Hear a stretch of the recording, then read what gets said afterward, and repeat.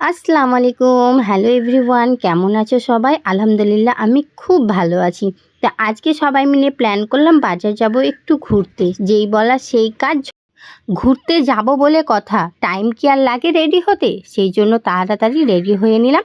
আমার সঙ্গে যাচ্ছে আমার দিদির দুটো মেয়ে, বড় দিদি আর বৌদি, আর আমাদের কিউট সোনা সরফরাজ। এই ভিডিওটা ছিল 28 তারিখে, যেহেতু রমজান পড়ে যাচ্ছে সেই জন্য আমরা প্ল্যান করেছিলাম আজকে একটু ঘুরে আসি। সেই জন্য এডিট করা ছিল না বলে আমি আগেই পোস্ট করতে পারিনি। তো নতুন বাজারে ফুচকা পাওয়া যায়, সেখানে বিভিন্ন ধরনের ফুচকা না পাওয়া গেলে পানি ফুচকাটা পাওয়া যায়। সেই জন্য আমরা ভাবলাম প্রথমে ওখানেই ফুচকাটা খাবো, কিন্তু সবাই বলল দই ফুচকা খাবো, পাপড়ি চাট খাবো। সেই জন্য আমরা চলে গেলাম সিঞ্জিপাড়ায় বিভিন্ন ধরনের ফুচকা পাওয়া যায়, যাকে বলে ফেমাস ফুচকা। কিন্তু আমাদের দুর্ভাগ্য, সেখানে ফুচকা স্টল আজকে বসেনি। সেই জন্য ফেরত আসতে হলো আবার নতুন বাজারে এসে আমরা সবাই মিলে পানি ফুচকা খেয়ে নিলাম। আর আমাদের এই যে কিউট সোনা, সেও ফুচকা খাবে, সেই জন্য তাকে একটা পাপড়ি দিয়ে দিলাম, যেন শুকনো ফুচকা ঝাল না লাগে। আর তারপর খেয়ে নিলাম আমরা দই ফুচকা।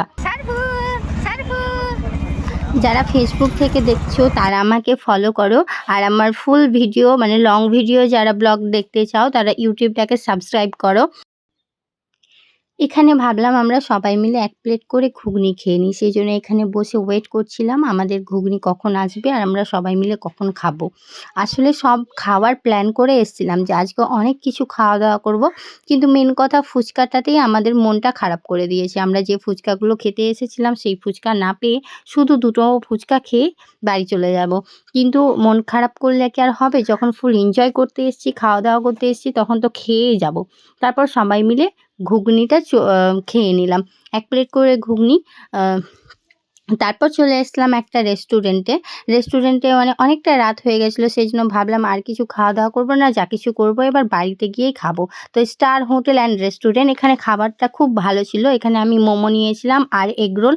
এই যে খাবারগুলো দেখতেই পাচ্ছ, ডোমেস্টিক চিকেন ললিপপ, তারপরে তোমার রুটির তড়কাও থাকে, যার যেটা পছন্দ। যারা নতুন বাজার থেকে দেখছো তারা অবশ্যই জানবে যে এই জায়গাটা কোথায়, মানে কোন রেস্টুরেন্টের কথা বলছি, কোন জায়গায় রেস্টুরেন্টটা। তো তারা একবার ট্রাই করে দেখতে পারো, সেই রেস্টুরেন্টের খাবার খুব ভালো ছিল।